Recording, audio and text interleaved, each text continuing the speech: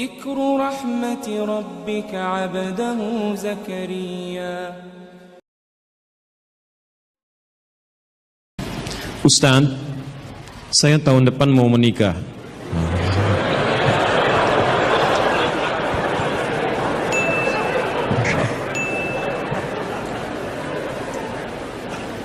Selalu ada begini.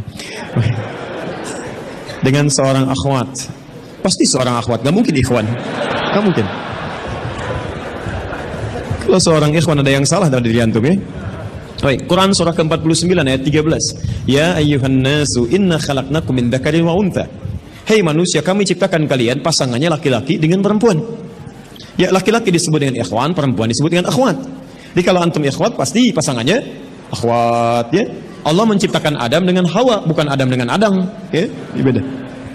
Baik. Orang tua sudah setuju, alhamdulillah.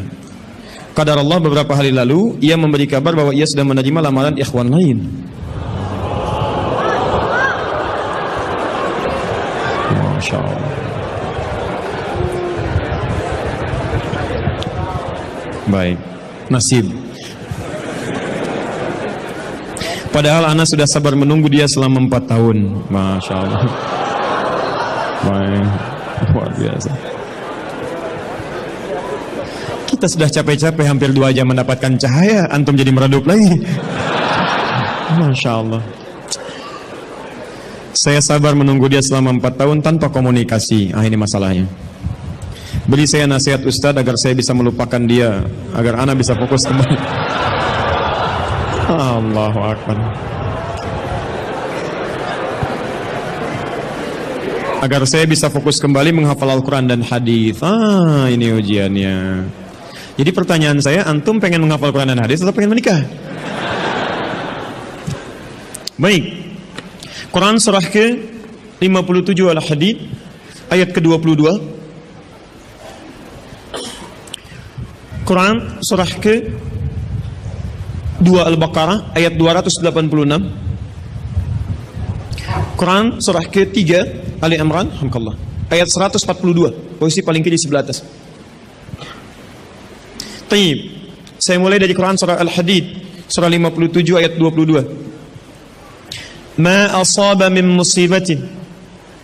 Tidak pernah ditetapkan satu kejadian. Awas hati-hati.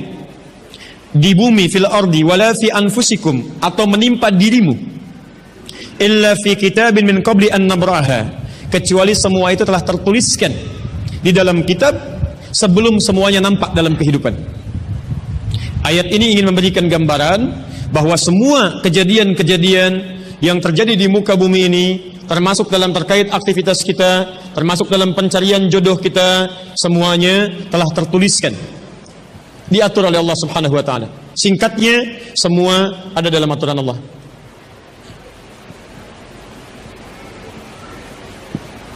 Fokus.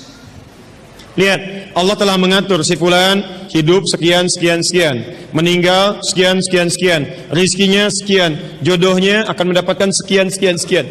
Sebagian tidak bisa diikhtiarkan seperti ajal nggak ada ikhtiarnya. Di Anda tidak bisa ikhtiar untuk bisa menunda atau mempercepat ajal, langsung nggak bisa diintervensi. Sebagian ada yang harus diikhtiarkan, hukumnya sudah ada, cuman kita tidak tahu bagaimana dengan takdir yang telah Allah tetapkan. Maka untuk mendapatinya, maka ikhtiar kita untuk meraihnya. Maka ada sesuatu yang ditempuhnya dengan cara ikhtiar. Taib. Di antaranya ini jodoh. Masya Allah. Allah telah tetapkan jodoh kita, diatur oleh Allah. Ini yang terbaik untuk kehidupan kamu. Tapi Allah merahasiakan kepada kita siapa jodoh yang dimaksudkan. Maka kita berikhtiar, yang dengan ikhtiar itu ada pahala didapatkan. Saya ulang, ada pahala didapatkan, ada kenikmatan dalam mencarinya. Bayangkan kalau kemudian nikah aja tiba-tiba tanpa ada pencarian. Antum gak akan pernah merasakan bagaimana nikmatnya ta'aruf, bagaimana nikmatnya mengenal, bagaimana mencari, bagaimana pahala bersabar, bagaimana nikmatnya berdoa, bagaimana istikharah dalam menentukan jodoh kita. Itu semua menghasilkan pahala dalam kehidupan kita. Maka yang pertama, lihat ketentuan Allah yang pertama, apapun ikhtiar yang telah Anda tempuh, maka semua ikhtiar ini tetap tidak akan keluar dari aturan Allah Subhanahu wa taala. Jadi kalau antum tadi sudah menunggu selama 4 tahun tanpa komunikasi, Masya Allah, sudah siap melamar, tiba-tiba, Masya Allah, dibalap oleh orang lain. Tolong. Fokus. Maka bagaimana cara memahaminya? Perhatikan. Ikhtiar yang Allah tetapkan dalam aturan yang dibuat tadi, boleh jadi tidak harus selalu menyampaikan kita pada tujuan yang kita inginkan. Karena aturan Allah itu ketika ditetapkan akan bersanding dengan maslahat bagi kehidupan kita yang menjalaninya. Ingat ini ya, ingat. Aturan Allah ketika menetapkan, fulan rezeki kamu sekian, fulan fisik kamu begini, fulan jodoh kamu si fulan, si fulanah. Ketika Anda menempuhnya dengan ikhtiar, tidak harus kemudian Anda meraihnya sesuai dengan keinginan Anda. Contoh, maaf, Anda ingin misalnya sekolahnya ke ITB, Anda ikhtiar. Juara satu. Begitu tes di ITB, tidak lulus. Lulusnya ke IAIN. Misal, harap-harap ke ITB, masuknya ke IAIN. Harap-harap ke ITB, masuknya ke UNPAD. Ketika Allah kemudian menakdirkan Anda, misal, keinginan Anda ke UNPAD, keinginan Anda ke ITB, tapi kemudian tiba-tiba beloknya ke UNPAD. Bagaimana memahaminya? Perhatikan. Kadang jalan kehidupan yang telah Allah tetapkan bukan harus menentukan hasil sesuai dengan yang Anda inginkan, tapi Allah menetapkan sesuai dengan apa yang Anda butuhkan.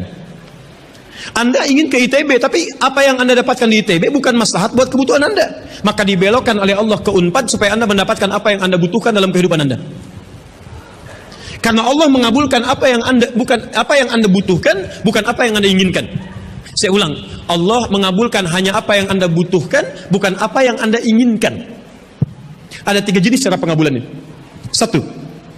Jika kebutuhan Anda sesuai dengan maslahat kehidupan Anda meminta. Maka jika keinginan Anda dalam permintaan sesuai dengan kebutuhan Anda, maka segera dikabulkan. 2. Ada yang ketika Anda memohon, Anda belum sanggup untuk mendapatinya. Nanti ketika Anda mulai sanggup, disitulah kemudian Allah berikan. Antum punya anak 5 tahun. Antum kaya, punya banyak uang, kemudian anak itu minta dibelikan motor. Dibelikan nggak? Uangnya ada, motornya siap dibeli. Anak baru 5 tahun, minta dibelikan motor, dibelikan nggak? Kenapa? Karena dia belum sanggup menggunakannya. Tapi Anda sampaikan, nah, Papa punya uang, Papa siapkan ya. Nanti ketika sanggup baru saya berikan. Demikian ketika Anda meminta kepada Allah Subhanahu wa taala dan memohon. Maaf, Anda mohon, belum dikabulkan juga. Boleh jadi bukan Allah belum mengabulkan, tapi Anda belum siap untuk menerimanya. Contoh, Nabi Muhammad SAW berdoa kepada Allah supaya kiblat dipindahkan dari Masjid Al-Aqsa ke Masjidil Haram. Kapan berdoanya? Sejak di Mekah. Kapan dikabulkan? Saat ke Madinah. Kurang lebih 3 tahun baru dikabulkan. Quran surah kedua Al-Baqarah ayat 144, paling kiri sebelah bawah. Qad nara taqalluba wajhika fis sama' falanuwalliyannaka qiblatan taradaha fawalli wajhaka syatral Masjidil Haram. Muhammad, kami perhatikan engkau senantiasa menengadahkan wajahmu ke langit memohon, meminta. Lihat, maka mulai hari ini kami kabulkan doamu. Mulai palingkan kiblatnya dari Masjidil Aqsa ke arah Al-Masjidil Haram. Berapa lama Nabi berdoa? 3 tahun. Nabi Muhammad SAW berdoa 3 tahun baru dikabulkan oleh Allah. Kenapa baru dikabulkan? Karena pengalihan kiblat baru sesuai dengan kebutuhan umat Islam pada saat itu setelah 3 tahun. Nabi Ayub alaihissalam. Antum kenal Nabi Ayub? Kenal di mana? Kadang-kadang kenal Nabi Ayub. Luar biasa. Tadi malam di Dumai ada yang kenal Korun. Bulan lalu di Lampung ada yang kenal Fir'aun. Masya Allah. Di Pekanbaru kenal Nabi Ayub. Luar biasa. Itu siapa sebetulnya? Nabi Ayub itu diuji dengan penyakit luar biasa. Maaf, tadinya kaya, punya istri yang sangat cantik, anaknya 12. Hari yang bersamaan, hari pertama, maaf, diuji dengan harta semua habis. 1 hari. Hari kedua, anak semua meninggal. Hari ketiga, diuji dengan penyakit. Yang penyakitnya tidak akan pernah dialami orang setelahnya. Tidak juga dialami orang sebelumnya. Berapa diuji? 20 tahun. Beliau diuji 20 tahun. Apakah mengeluh? Tidak. Kata istrinya, kalau bahasa kita, Papa kan Nabi. Angkat tangan Papa, mohon kepada Allah. Mintakan sembuh aja, sembuh. Apa jawab Ayub? Berapa lama kita sehat dan senang? Kata istrinya, Masya Allah, 20 tahun. Berapa lama kita diuji begini? 7 tahun. Kata Ayub, nanti saja. Kalau usia ujian sakit sama dengan ujian sehat, sama-sama 20 tahun, baru saya memohon kepada Allah Subhanahu wa ta'ala.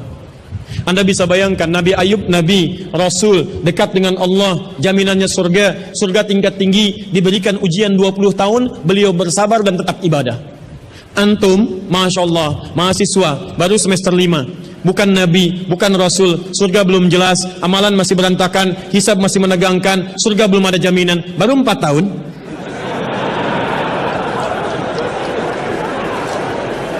Itu yang terbaik buat antum. Yang terbaik. Jadi bukan berarti ketika Anda tidak mendapatkan dia, dunia hilang untuk Anda. Tidak. Banyak boleh jadi itu hanya titian ajaran dari Allah supaya Anda merasakan bagaimana nikmatnya ta'aruf, supaya Anda belajar bagaimana mencari yang lebih baik lagi. Lihat kalimatnya, Quran surah ke-24 ayat 26. At-tayyibatu lit-tayyibin wat-tayyibuna lit-tayyibat al-khabithatu lil-khabithin, sebelumnya wal khabithuna lil-khabithat. Yang baik akan ketemu yang baik lagi, yang kurang baik bertemu dengan yang kurang baik lagi. Menurut Anda dia yang terbaik untuk Anda, menurut Allah dia bukan yang terbaik untuk Anda. Yang untuk Anda ada yang lebih baik lagi. Anda mau menghafal Quran, Anda mau menghafal hadis, maka Allah akan kirimkan kepada Anda yang bisa menjaga Quran dan hadis Anda. Kalau dengan 4 tahun belum bisa menjadikan Anda mendapatkan yang terbaik, tunggu. Karena yang terbaik itu lebih daripada yang mulia akan mendapatkan masa yang cukup panjang. Al-Bukhari menulis hadis 16 tahun, kitabnya abadi. Orang menulis kitab 16 hari belum tentu abadi. Jadi ketika Anda diminta menunggu dalam masa yang cukup lama, sebetulnya bukan masanya yang ditunggu, tapi di balik penungguan itu bukankah di situ ada pahala? Tadi Anda katakan Anda rajin berdoa, bukankah di doa itu ada pahalanya? Anda rajin tahajud, Anda bersabar, Anda bermohon, Anda istighfar. Jadi yang diinginkan oleh Allah dalam penantian 4 tahun itu bukan Anda menikah dengan calon Anda sekarang, tapi Anda mendapatkan pahala yang berlimpah. Dan dengan pahala itu Anda siapkan Quran Anda, hadis Anda untuk membimbing pasangan Anda berikutnya. Paham sampai sini? Baik, alhamdulillah. Jadi nggak usah kecewa ya, nggak usah kecewa. Baik, yang kedua, lihat kaidahnya supaya kita bisa sabar, ya, supaya bisa sabar. 2, Quran surah kedua ayat 286. La yukallifullahu nafsan illa, tidak mungkin Allah menguji seorang hamba kecuali dia sanggup untuk mengatasinya. Tidak mungkin Allah menguji seorang hamba kecuali dia sanggup untuk mengatasinya. Tolong baca kalimat ini dengan baik ya. Kalau Anda sedang punya masalah, seberat apapun itu, yakinkan kata Al-Quran, tidak mungkin masalah ini diujikan kepada Anda kecuali Anda sanggup. Jadi kalau Anda tidak sanggup, mustahil ujian ini dititipkan kepada Anda. Jadi kalau Anda sekarang bisa sedang punya ujian seberat apapun, itu tandanya cuman Anda yang sanggup, yang lain tidak sanggup. Makanya tidak diujikan kepada pemuda lain, cuman Anda, karena Anda yang sanggup menanggung bebannya. Orang lain mungkin sudah naik ke atas atap tuh, loncat, tidak. Anda tidak. Karena cuman Anda yang mampu, bukan orang lain. Ketika Anda mengatakan, ya Allah, kenapa mesti saya yang diuji? Kenapa mesti saya mengalami? Why me? Kata Allah, why not? Kenapa tidak? Cuman kamu yang mampu, kamu yang harus dapatkan pahalanya, yang lain tidak. Cuman Anda yang jadi pemuda yang kuat, yang lain belum tentu. Tapi nggak usah terlampau bangga, langsung pulang dari sini bikin status. Memang cuma saya yang mampu. Masya Allah. Pekerjaan. Ya. Yang ketiga, tetap ikhtiar. Quran surah 49 ayat ke-13. Jadi jangan sampai, maaf, ya, peluang Anda tidak mendapatkan yang tadi Anda telah harapkan, menjadikan Anda putus dalam berikhtiar. Cari, masih banyak perempuan semuka bumi. Masa tidak ada yang cocok untuk Anda? Lihat, ya ayyuhan nasu inna khalaqnakum min dzakarin wa untha wa ja'alnakum syu'uban wa qabail lita'arafu. Hei manusia, kami ciptakan engkau laki-laki, ada perempuan jodohmu, dan kami pisahkan berbeda-beda daerah. Ya, lihat syu'ub, beda daerah, RT, RW, lurah, kecamatan, kabupaten, sampai sedunia. Kalau nggak ketemu di satu RT, cari satu RW ya, yang nanya tadi. Kalau tidak ada satu RW, cari satu kampung. Masa nggak ada yang ketemu? Boleh menikah dengan perempuan sekampung? Tidak. Masa sekampung mau dinikahi? Tidak. Batas paling maksimal 4. Sekampung tidak pilih satu dari sekampung. Sekampung mau dinikahi, Masya Allah. Silahkan cari ya. Anda tadi masih kuliah kan? Silahkan cari, barangkali ketemu di kampus ya. Boleh menikah dengan seorang anak yang sedang kuliah? Tidak sedang kuliah masa dinikahi. Pulang dulu dari situ ya. Pulang dari kampus, baik-baik di rumah baru nikah. Ini di kampus mau dinikahi ya. Cari, silakan. Nggak ketemu misalnya, mohon maaf ya, satu kecamatan, kabupaten. Nggak ketemu, beda provinsi. Anda orang Riau, mungkin jodoh Anda ada di Jawa. Cari, ta'aruf. Nggak ada di Jawa, ada di Sumatera. Nggak ada Sumatera, ada di Papua. Luas. Indonesia terbentang 5.200.000 km persegi, luasnya. Kata Ahmad Mansur Surya Negara, pakar sejarah, dalam bukunya Api Sejarah, halaman ke-19, paragraf yang kedua, baris 1 sampai 3, paling kanan sebelah atas. Luas Indonesia itu daratnya 2 juta kilometer persegi, lautnya 3.200.000 kilometer persegi. Daratan dan lautan, masya Allah, 5.200.000 kilometer persegi. Masa nggak ketemu? Pulaunya 13.677 pulau. Itu belum termasuk Pulau Gadung dan Pulau Gebang. Ada semua.